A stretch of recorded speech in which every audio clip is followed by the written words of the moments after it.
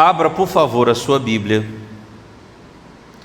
no Evangelho de Jesus, segundo escreveu Marcos, capítulo 5, versículo 24. Apesar dessa passagem estar também registrada em todos os três evangelhos sinóticos, Mateus, Marcos e Lucas, nós vamos utilizar o registro feito pelo Marcos, melhor dizendo, tá? Marcos, capítulo 5, versículo 25.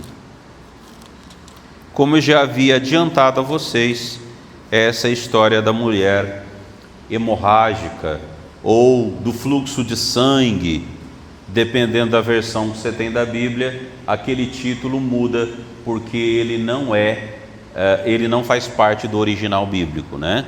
O que é do original é só o conteúdo, o texto. Os títulos podem mudar de Bíblia para Bíblia.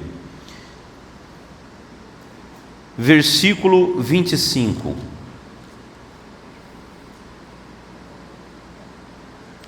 Posso ler, gente? Estava ali certa mulher que havia 12 anos vinha sofrendo de uma hemorragia. Ela havia padecido muito nas mãos de vários médicos e gastado tudo o que tinha, sem contudo melhorar de saúde. Pelo contrário, piorava cada vez mais.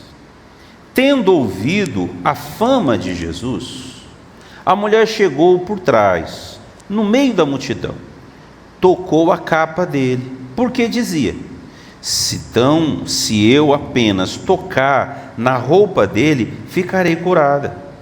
E logo a hemorragia estancou, e sentiu no seu corpo que estava curada daquele mal. Jesus, reconhecendo imediatamente que dele havia saído o poder, virando-se no meio da multidão, perguntou: quem tocou a minha roupa? E os discípulos responderam: Senhor, está vendo que a multidão te aperta e ainda pergunta: quem me tocou? Ele, porém, olhava ao redor para ver quem tinha feito aquilo.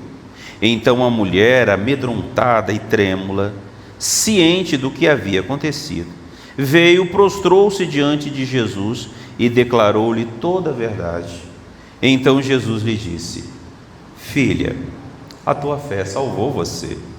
Vá em paz e fique livre desse mal. Amém? Bonita história, né? Bom, pessoal, como eu já havia dito a vocês, essa mulher tornou-se conhecida não por ser uma mulher importante na cidade onde ela morava, ou porque ela era esposa de algum político, ou um general, ou alguém que fosse reconhecido pela sociedade judaica daquela época. Essa mulher tornou-se conhecida na Bíblia por causa da sua atitude, por causa das suas decisões, das suas escolhas, e é sobre elas que a gente vai tratar. Mas eu queria colocar você dentro da história. Eu queria que você tivesse uma noção de como era a vida dessa mulher. Eu não quero ir direto para o milagre, não.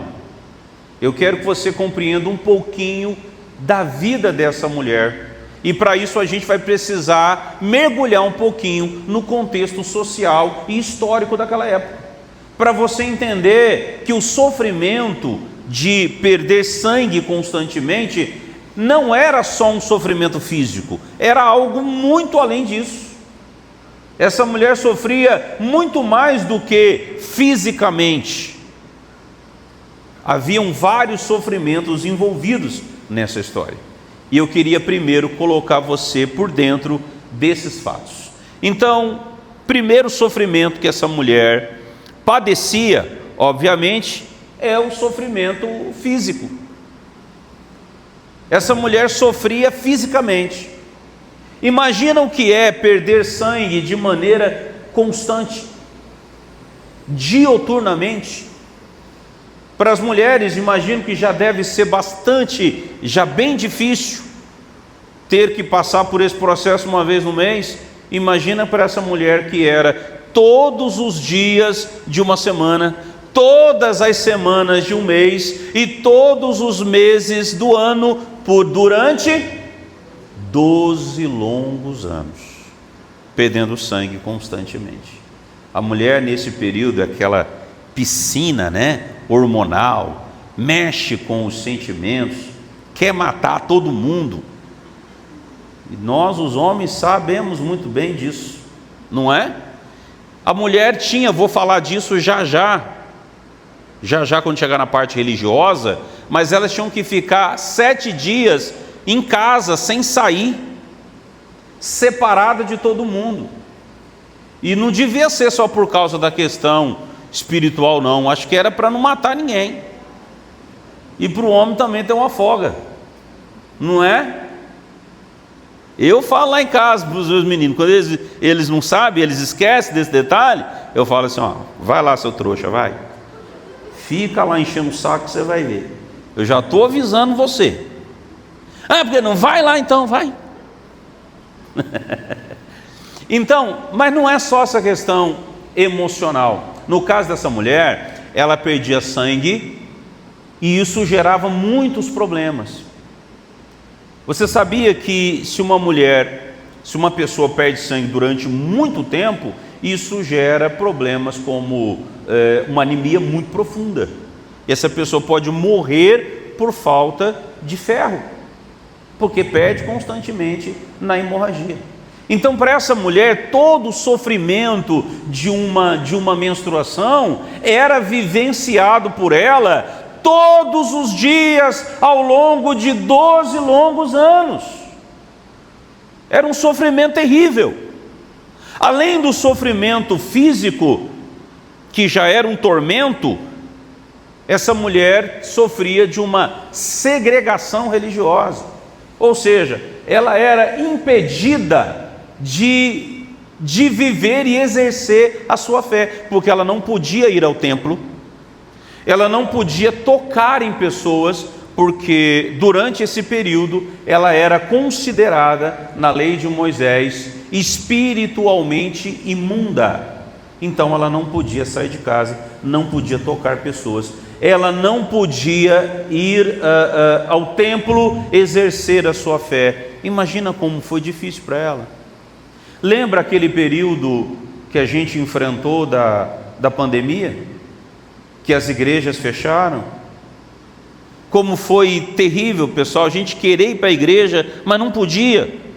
A gente via um parente e não podia abraçá-lo, porque você não convivia com ele. Vai que ele pegou o Covid em algum canto, e você podia pegar, e as pessoas iam morrendo. Então a gente não podia se aproximar das pessoas, não podia ir para a igreja, não podia exercer a nossa fé. Então para ela isso era muito complicado. E você sabe que quando uma pessoa está doente, o que ajuda ela a melhorar fisicamente é o apoio da família, é o apoio espiritual. Muitas vezes os próprios médicos dizem, olha, procura uma igreja, procura ajuda espiritual, porque quando a gente passa por um momento desse, o que a gente mais precisa é disso. E essa mulher não podia estar no templo, não podia participar de um culto, não podia estar no meio das pessoas. Quando eu tenho que servir ceia para pessoas que não vieram no culto, e eu acho assim, pessoal, eu sirvo porque é mais para agradar a pessoa, viu? Porque biblicamente não faz nenhum sentido servir ceia para quem não veio no culto de ceia. Porque qual é o sentido da ceia? Comunhão. Sabe o que significa comunhão? Está no meio. Aí eu vou servir a comunhão para você sozinho. Não faz sentido. Aí às vezes que eu fiz isso, a pessoa falou assim, eu disse para a pessoa, vá, pega o copo, o cálice, pega o pão, abençoa o cálice, abençoa o pão, come o pão, bebe o cálice, amém, Deus te abençoe. Ah, pastor, mas é só isso? Foi o que você queria? A banda aqui? Que eu chamasse as pessoas para a gente orar junto? Ah, mas é diferente, né? Eu falei, vai para o culto, aí você vai ver que é melhor lá. é melhor estar lá.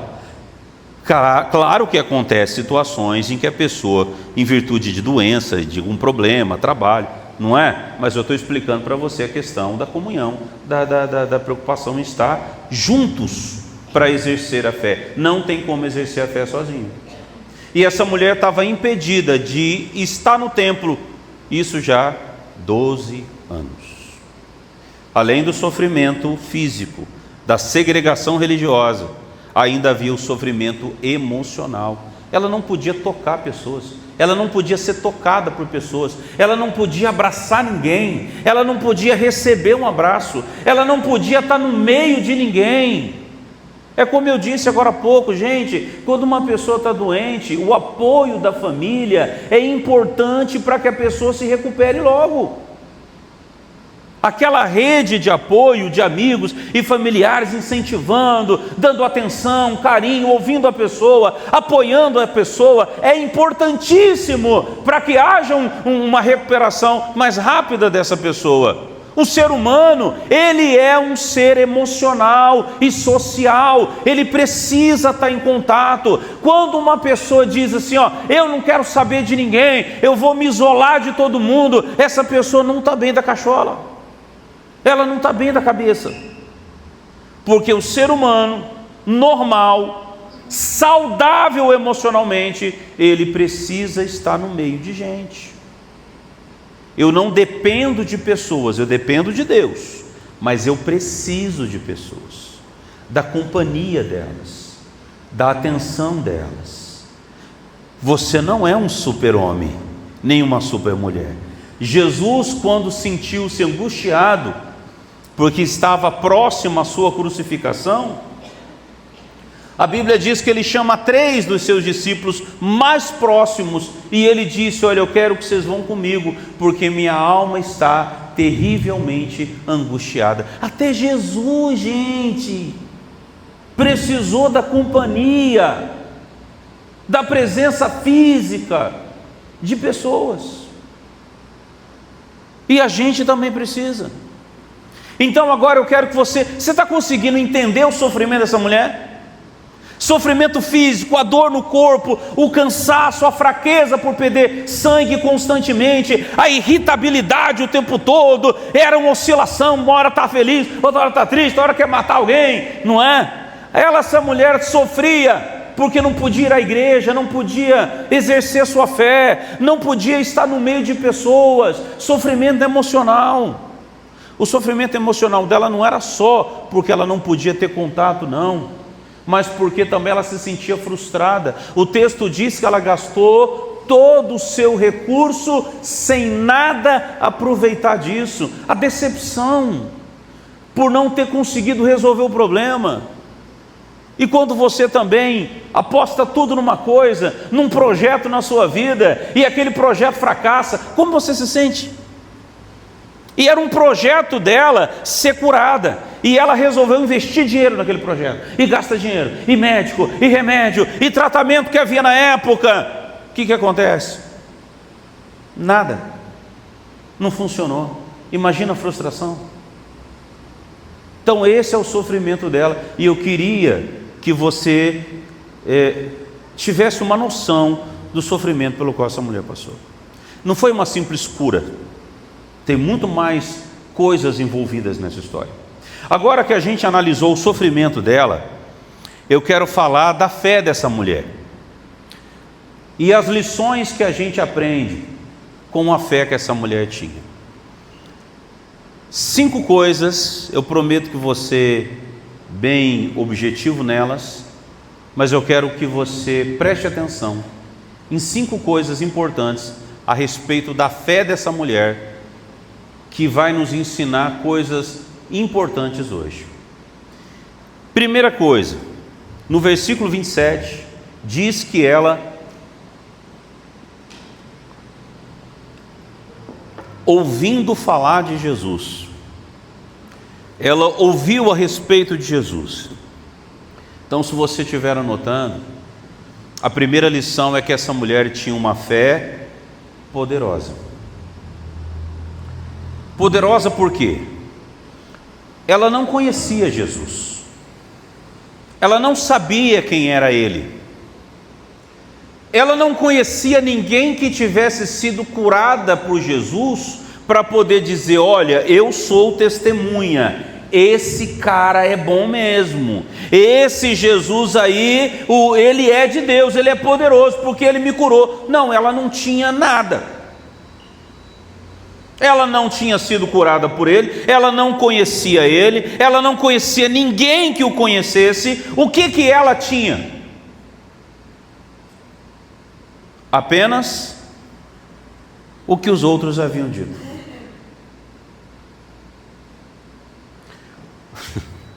Fez eu lembrar do negócio agora que eu não sei nem se eu deveria dizer para não quebrar o clima. Mas, olha a curiosidade. Ouvi um amigo, alguém dizendo: você sabe qual é a mulher na Bíblia que catava latinha? Mas que mulher na Bíblia que catava latinha? Era a mulher hemorrágica, porque ela deu tudo que ela tinha. Não, mas deixa esquece, gente, não era nem para ter falado. A Meire que ficou ali aguçando. Mas vamos voltar aqui. Essa mulher tinha apenas ouvido falar de Jesus. E se não fosse verdade o que ela tinha ouvido? Não podia ser mentira? Ou vocês acham que fofoqueiro só tem hoje? Não tinha fofoqueiro naquela época. Que o problema do fofoqueiro não é que ele inventa. Lembra o que dizia o Nelson Rubens? Eu aumento, mas não invento. O fofoqueiro, ele geralmente não mente, ele aumenta a coisa.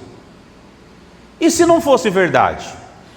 Tudo que essa mulher tinha ouvido falar de Jesus, não fosse realmente isso tudo. Não é? Não é o que acontece hoje. Uma pessoa se machuca num lugar, cai de bicicleta, já estão falando aqui na frente que ela caiu e quebrou os 2 braços. Mas lá para baixo, depois do pontilhão, já estão falando que foi as 2 pernas também. E lá em cima, na saída, lá no trevo, estão dizendo que passou um caminhão por cima e matou ela. As pessoas vão aumentando. Foi um acidente? Foi. Mas não aconteceu tudo isso. Vai aumentando, vai aumentando. É assim ou não é? E se nesse caso também isso fosse isso que estivesse acontecendo? Fosse uma fofoca muito aumentada. Mas ela creu de todo o coração. Ela se apegou àquilo. E por que essa fé é uma fé para a gente aprender? Porque talvez você não tenha uma fé dessa. E olha que você conhece Jesus. Você já foi abençoada por Ele. Já foi curado por Ele. Ele já abriu portas para você. Ele se revelou a você. E mesmo diante de uma nova luta, você ainda continua com medo. É como se você não o conhecesse. É como se você não soubesse quem Ele é.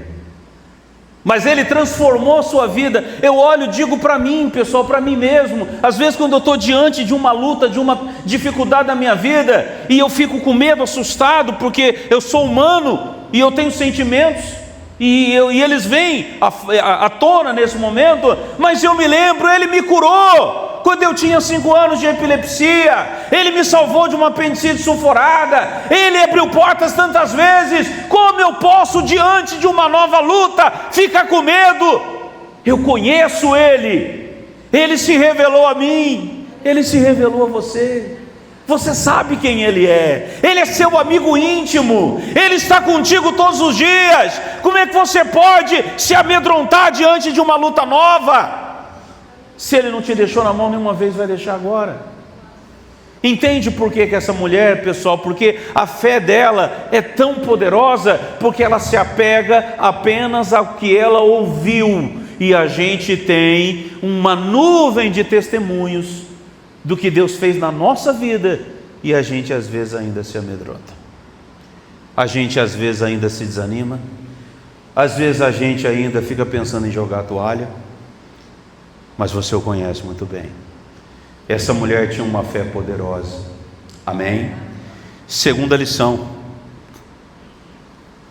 Essa mulher tinha uma fé produtiva. No versículo 27 também, na parte B do versículo, o texto diz assim: vindo por detrás dele, entre a multidão, tocou-lhe as vestes. Essa mulher estava fraca, perdendo sangue constantemente,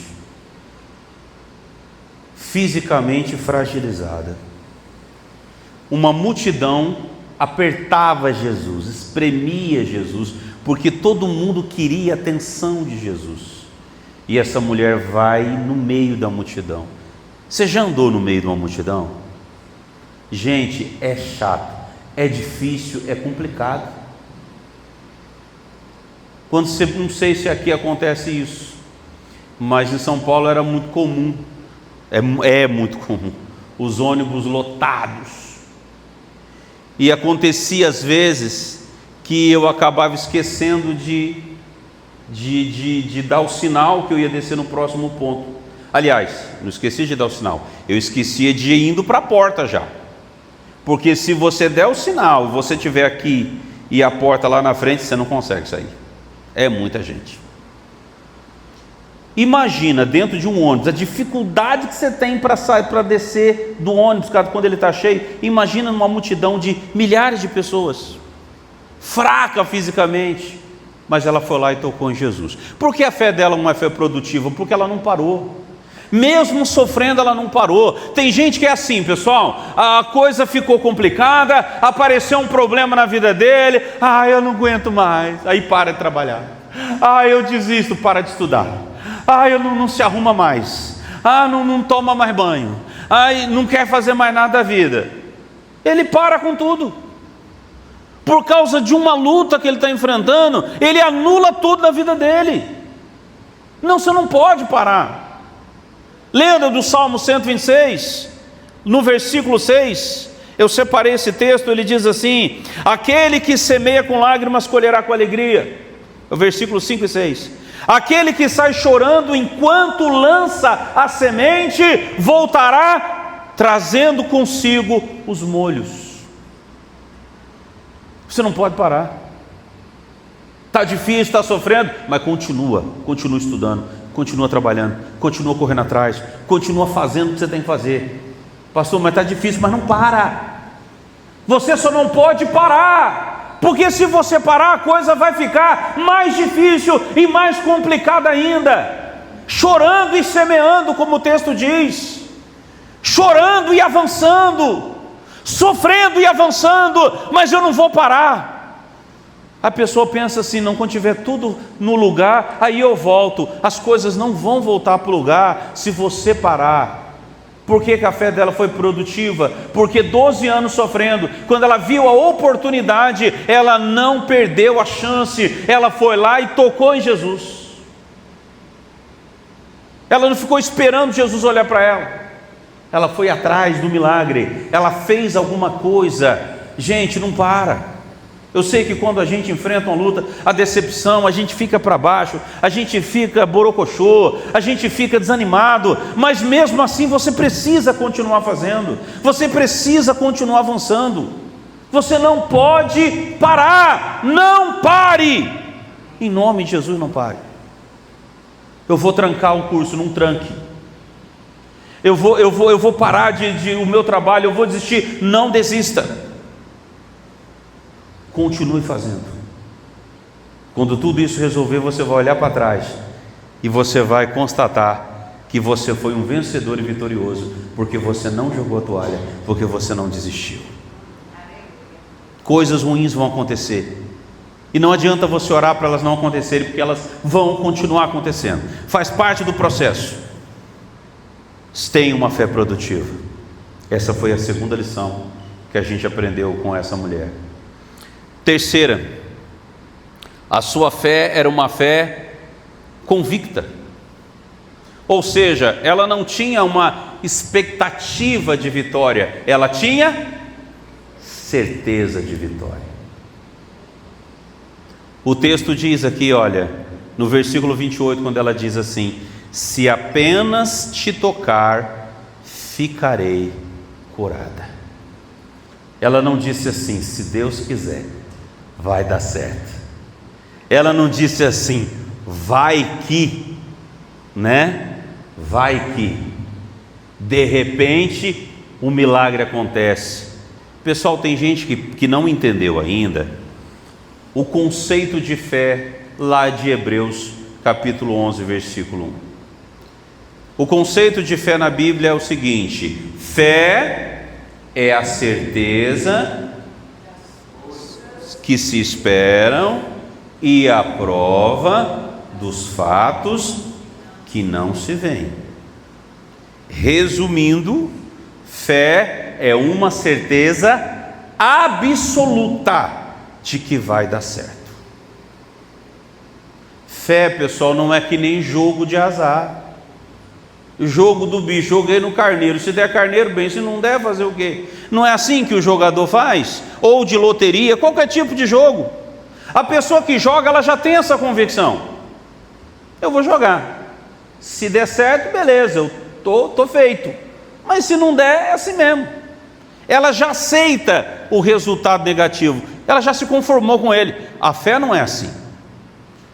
A verdadeira fé não é assim. A verdadeira fé não é assim: eu vou pedir, se Deus me der bem, se não der, amém. Eu vou tentar, se der certo, bem, se não der, fazer o quê?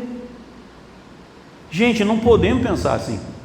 Essa mulher não estava tentando, ela estava decidida: vai dar certo, eu vou tocar nele e eu vou ficar curada, isso vai se resolver hoje. E a gente precisa ter essa fé quando a gente faz alguma coisa. Não dobre o seu joelho pensando assim: eu vou orar, quem sabe Deus me ouve, quem sabe Deus me atende, porque essa oração já está fadada ao fracasso antes mesmo de começar. Ou você ora com certeza, ou não ora. Ou é ou não é. É assim que é a fé. Fé é certeza, fé é convicção, fé não é expectativa de vitória, fé é certeza de vitória. E essa mulher foi com essa certeza: eu vou tocar e eu vou ser curada. Eu vou tocar e isso vai fazer toda a diferença na minha vida. Amém, gente? Não é quem sabe, se Deus quiser, vai que dá certo. Apague da sua mente, do seu vocabulário, esse tipo de palavra, porque isso derrota a sua oração, fracassa a sua oração. Não estou falando do poder das palavras, eu estou falando do poder da fé, porque não adianta dizer o que eu não acredito. Lembro o meu pastor dizendo que numa cidade do interior, que ele dirigiu uma igreja, pequenininha, cidade, ovinho, e ele encontrou um membro da igreja, uma senhora, e só cumprimentou. Eu falei: eu não estava nem perguntando para valer, eu só falei assim: e aí, tudo bem?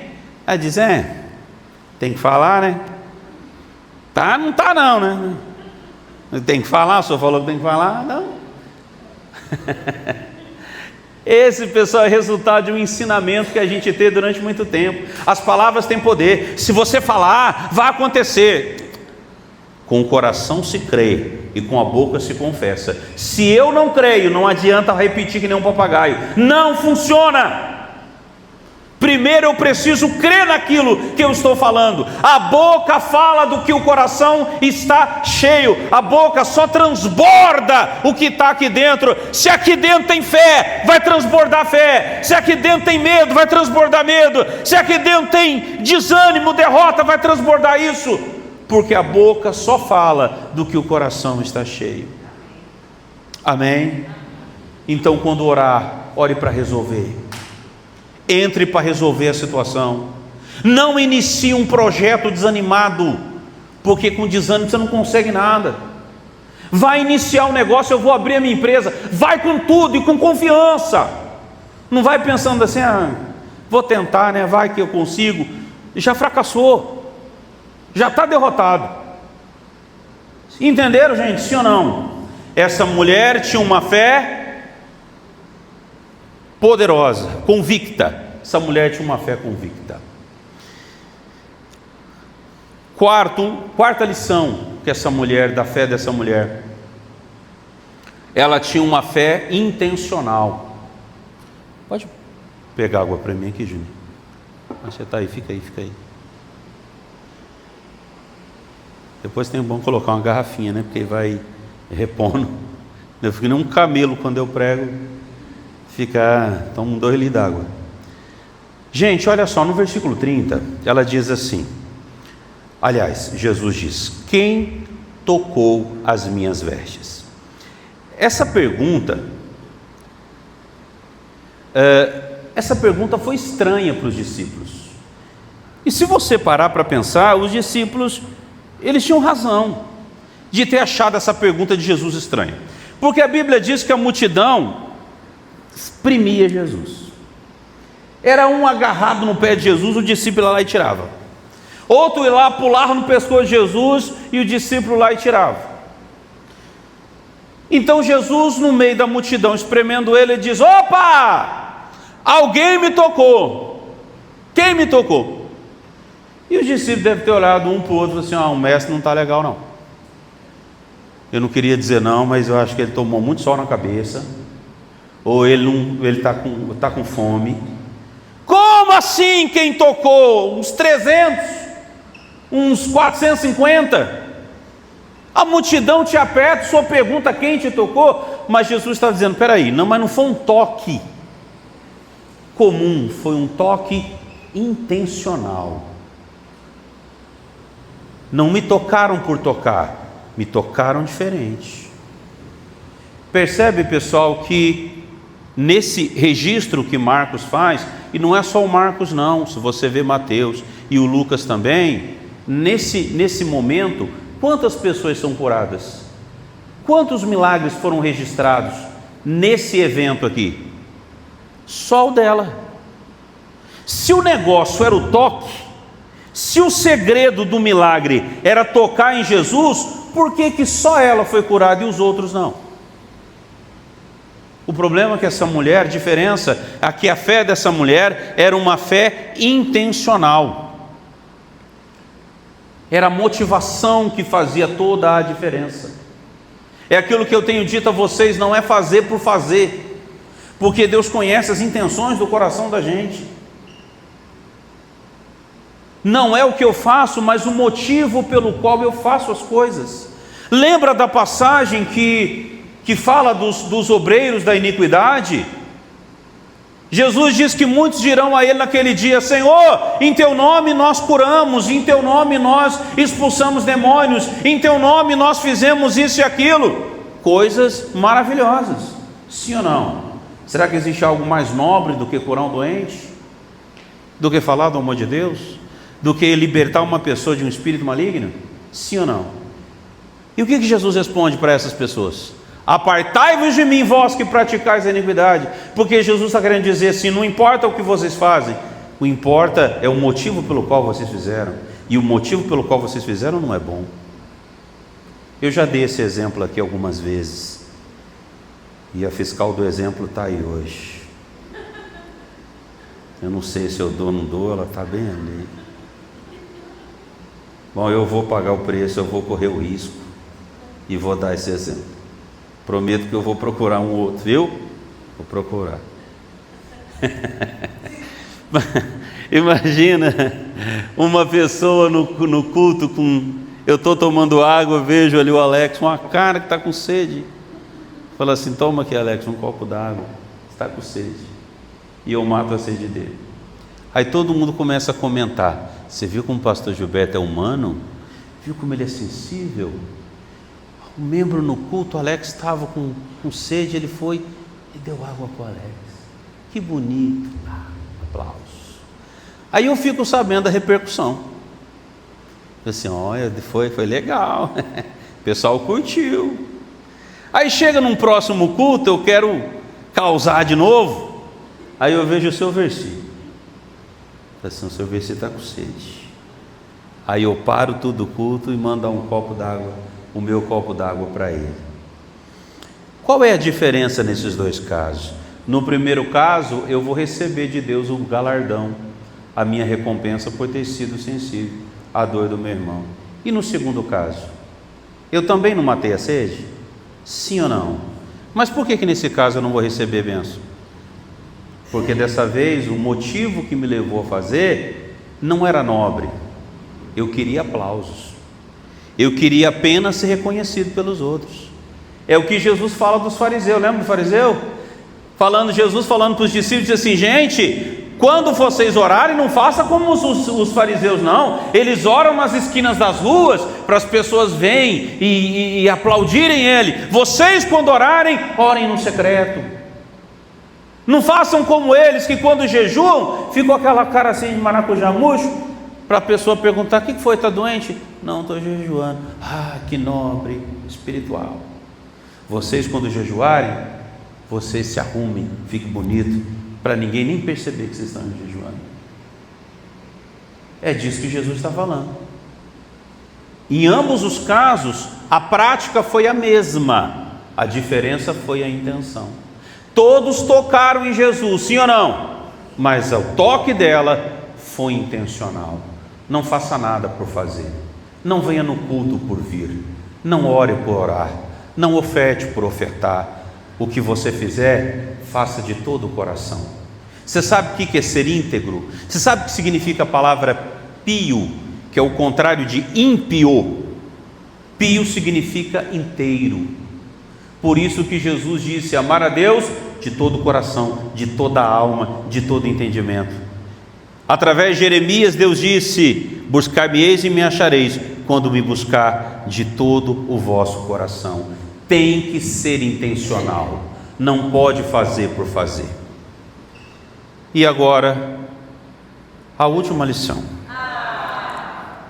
Uma fé admirável. Uma fé admirável. No versículo 34 o texto diz: Jesus olha para ela e ela ouviu de Jesus. Olha, você ouvindo isso de Jesus: filho, filha, tua fé te salvou. Ela foi chamada de filha por Jesus. Ela conseguiu, pessoal, muito mais do que ela foi buscar. Ela foi buscar o quê? Cura. E o que ela recebeu? Salvação, dignidade, transformação. Jesus não só curou ela de uma doença, Jesus devolveu ela ao seio da sociedade. Jesus permitiu que ela agora pudesse ter uma família, porque muito provavelmente essa mulher não era casada, e impedia ela de casar-se por causa do problema que ela tinha. Jesus devolve a ela o direito de exercer a tua fé, de voltar para o templo, de participar das celebrações no templo. Ela voltou a ter vida religiosa, voltou a ter o contato com as pessoas, voltou a ter saúde e o direito de constituir uma família. Pessoal, Deus dá muito mais do que você está esperando. A Bíblia diz que os planos de Deus são maiores do que o nosso. Amém? O que você sonhou para você não é nada perto daquilo que Deus preparou para você. Pode ter certeza disso. Então não fique tristinho, não fique de biquinho por causa das reviravoltas da vida, por causa dos problemas, das decepções que às vezes acometem a sua vida. Isso não é nada perto do que Deus vai fazer. São pedras no caminho, e Deus não vai desviar o caminho por isso. Você vai continuar no caminho, mas Ele vai estar com você. Estarei contigo todos os dias. Como disse Davi: ainda que eu ande pelo vale da sombra da morte. Ou seja, eu vou ter que passar pelo vale. A minha vida não vai ser só monte não, vai ter vale também. Mas o que Davi disse? Ainda que eu ande pelo vale da sombra da morte, mal algum eu temeria, porque o Senhor está comigo. O que é isso? Companhia. Você vai ter a companhia dele. Amém? Pessoal, a felicidade não está só no fim do caminho não, está no trajeto. E Ele está com você no trajeto. Ele está com você todos os dias. Jesus fez algo maravilhoso na vida dessa mulher e vai fazer algo maravilhoso na sua vida. Jesus ficou admirado com a fé dessa mulher. Jesus a parabenizou porque ela teve uma fé. Voltando e recapitulando agora, se você anotou vai ser fácil, não, vai ter que puxar na memória. Uma fé poderosa, uma fé produtiva, uma fé convicta, uma fé intencional e uma fé admirável. Amém? Também está tudo ali, está fácil. Tinha esquecido desse detalhe. Você também ajudou eles aí, né? Vivamos essa fé, e que a fé dessa mulher, seja uma inspiração para vivermos a nossa fé também. Amém, gente? Fiquem de pé, por favor.